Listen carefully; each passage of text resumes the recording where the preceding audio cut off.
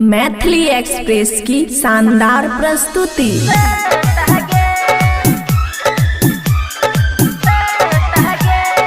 यही लगन में हो तो बियाह तोहर बाटे छो शादी के कहा हटगे यही लगन में हो तो बियाह तोहर बाटे छो शादी के कहा हटगे जकरा संगे रजे घूमे छ हरदम ओकरे से कह दिहा भेट गे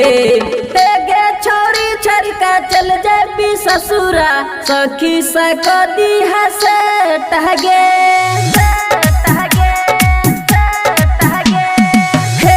छोरी छरका चल जेबी ससुरा सखी से कह दिहा से टहगे जकरा संगे रजे घूमे छ हरदम ओकरे से कह दिहा भेट गे छोरी छरका चल जेबी ससुरा सखी से कह दिहा से टहगे छोरी छरका चल जेबी ससुरा सखी से कह दिहा से टहगे। खुशी रिकॉर्डिंग स्टूडियो बलुआहा।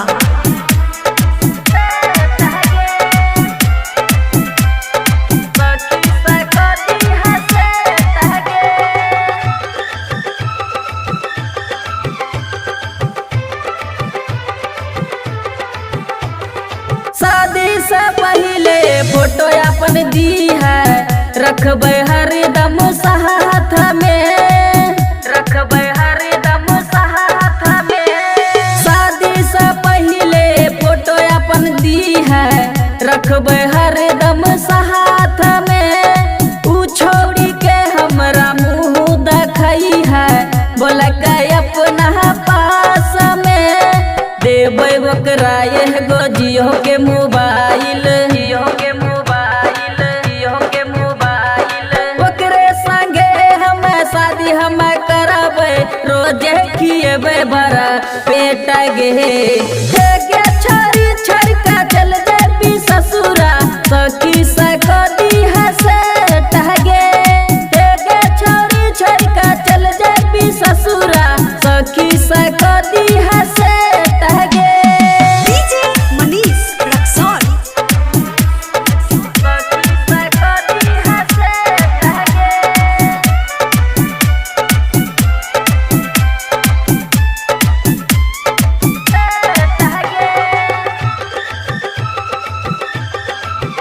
खुशी रिकॉर्डिंग स्टूडियो बलुआहा। बचपन के दोस्ती तोड़ देली छोरी चल जेबी ससुर लगे बचपन के दोस्ती तोड़ देली छोरी चल जेबी ससुर लगे राजेश रसीला के खुश नहीं कैली भूल गेली सारा प्यार गे संगीत फूलचंद के संग तू पढ़ला वही जगह के याद आवे छै मिले रहे स्कूल के गेट गे छोरी छरका चल जेबी ससुरा सखी से कह दिहा से टहगे छोरी छरका चल जेबी ससुरा सखी से कह दिहा से टहगे